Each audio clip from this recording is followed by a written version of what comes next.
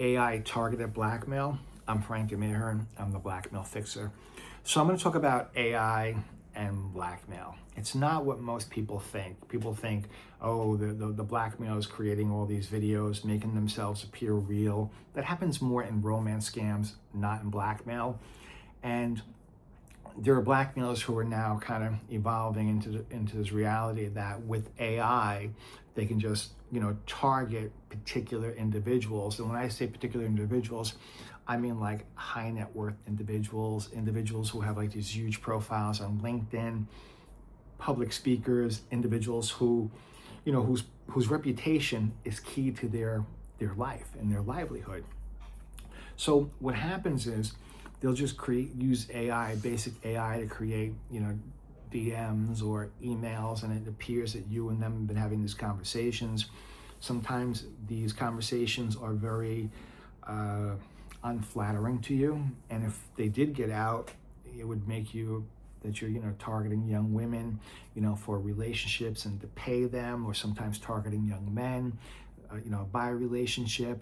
And what happens is most victims who find themselves in this position will often pay because they got the disposable income, and they just hope, they're hoping it goes away. But the problem is, you pay a blackmailer once, they're coming back twice and three times, and you become their human ATM machine. The other problem is, if these messages come out, even though they're untrue, sometimes people are skeptical and they wonder, are these real? I've worked cases with lawyers where these blackmailers have targeted and contacted the bar association, and it opened up an investigation into the lawyers and created a big disaster in their life. Sometimes they've targeted and contacted the board because the victim ignored it, and next thing you know, the board's contacting them that, hey, by the way, we got these messages, we need to look into this. So it's not something you should ignore, because ignoring never solves a problem. I'm sure you're aware of that. The other thing is, don't pay. So here's the situation. If you need help, I can help you. I take over these situations, I pose as you, I deal with the threat head on. If you're looking online for help, you have to be very careful, because you're probably, the first thing you're thinking is, let me contact my lawyer.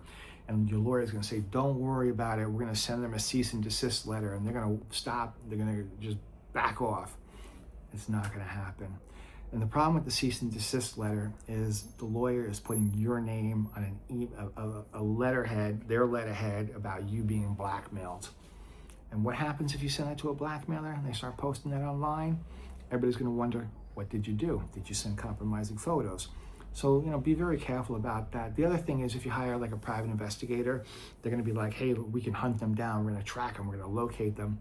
It's not happening, man. I mean, these people are overseas, and nobody overseas is looking for these people. Or, just because somebody sends a message, you have to really identify who sent that message. And anyway, that doesn't stop blackmail. So check out my website. You can learn more about Blackmail Help and what I can do for you. So be smart, be safe, and stay out of trouble.